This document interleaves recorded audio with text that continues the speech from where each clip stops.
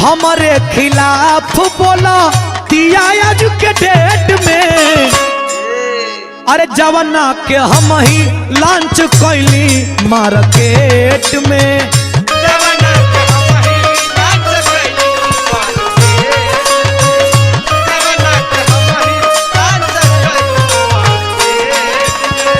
और पुलका चुआवत रहे पहले नु भेंट में।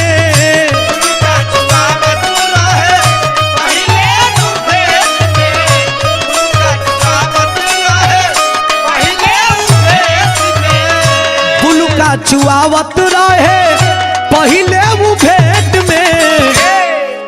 अरे जवाना के हम ही लॉन्च कैली मार्केट में।